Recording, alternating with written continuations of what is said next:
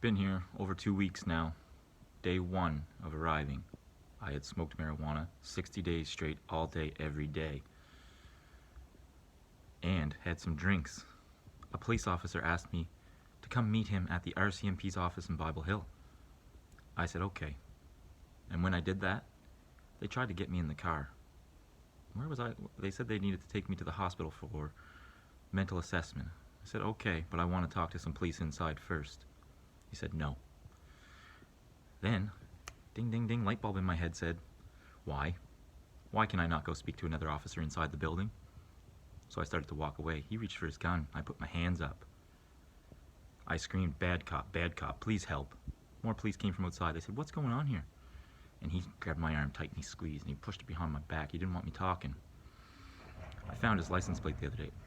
FGM 664, bad cop.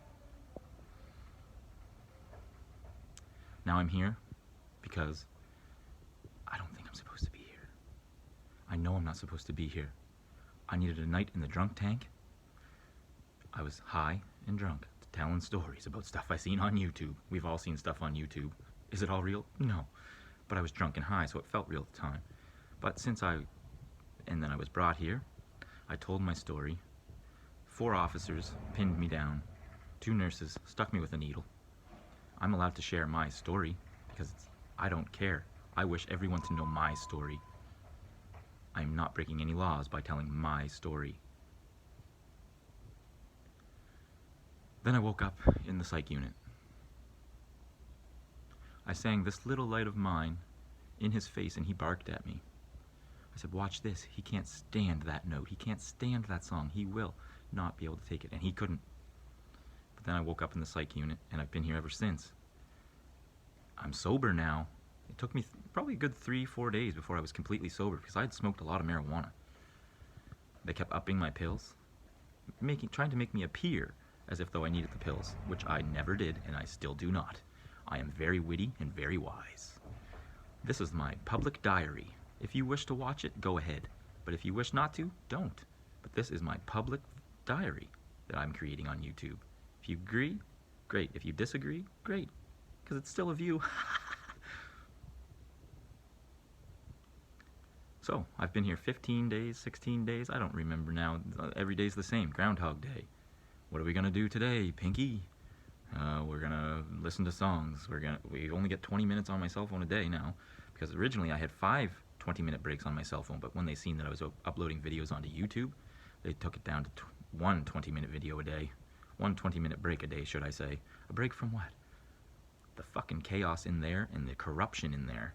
That's what. Yeah. I've been asking to see another doctor, to get another doctor's opinion every single day. Now I'm dealing with inpatients' rights, lawyers, legal aid, because I don't need to be here involuntarily. No, I do not. Give me the fucking mental tests and I'll pass them all with flying colors, but they will not. They will not. They will not allow me to see another doctor. I've asked to see a doctor from Emerge. I've asked to see on-call doctors. Nope, not allowed. Nope, not allowed. Nope.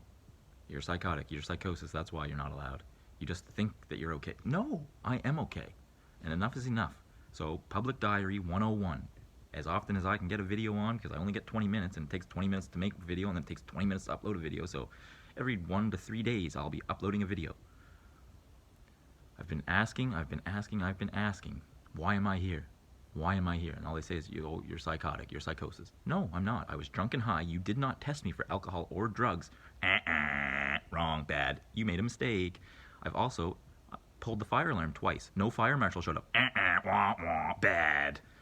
The first time I pulled the fire alarm, I stood there. There was 3 security guards and 3 nurses in front of me. I stuck my chest out. I said, why am I here? Tell me why I'm here, and I will walk nicely back to my room. They just all stared at me. They couldn't tell me why I was here because I'm here wrongfully. Ultimately, I escaped the hospital that day, went to the rec center across the street, and asked the girl doing COVID tests. I said, I just escaped the hospital. They won't tell me why I'm there. Just call 911 and say, a guy escaped the hospital and he asked me to call 911. I don't know if she did, but then I yelled all the way to Walmart. I said, call 911. I just escaped the hospital. They're trying to hurt me. They won't tell me why I'm there. All true story. This is my diary. If you like it, watch it. If you don't, don't. So I screamed all the way to Walmart. Call the police. Call 911. I just escaped the hospital. And then when I got to Walmart, I called 911 myself. I said, I just escaped the hospital. They're trying to harm me in there. Can you help me? Are you a good cop or a bad cop? I can't tell the difference anymore. True story. Anyway, ultimately, they brought me back. They made me strip down naked in my boxers, told me to put on this white robe, and there was a mattress in a room, and told me to lay down on it. I said, okay, and they said, here's 2 options for you, Kyle. You take this pill, or we stick you with a needle. So, you know, the one thing I hate more than pills is a needle. So I took the pill, I fell asleep. I woke up feeling like great. I felt great the next morning.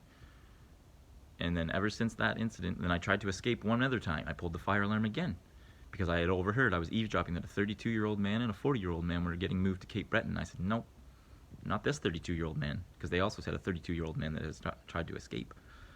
Not this 32-year-old man. So I pulled the fire alarm again. And I said, I don't want to be moved. I'm scared. I don't trust it. I want security here full time. So they put a security guard outside my door for about 3 to 4 days. And I got to know that security guard, and he taught me some songs, and he told me about a minister, about churches. And then I guess since then I've been asking every day, like, when do I get out? When do I get out? When can I get out? But I can't, because my substitute decision makers, Mom and Carrie, think that I'm crazy. So they agree with the doctors, but they don't know all this stuff. And if they do know it all, well, then they're not on my side. And yeah, I don't care who's listening. I want everyone to hear my diary entries. This is my diary entry. I'm allowed to share my free will. I have the free will to share my story. And if you don't think it's a good idea for me to share my story, well, then maybe you should help me make my story a little better, because this is my story. And today, happy birthday, Kyle. Happy birthday. I'm hoping to be out by Hannah's birthday at least. That's when our court date is, February 19th, Hanny. I love you, Hannah. I love you, Hudson. And I love you, God. And I love you, Kyle. The end for today. To be continued.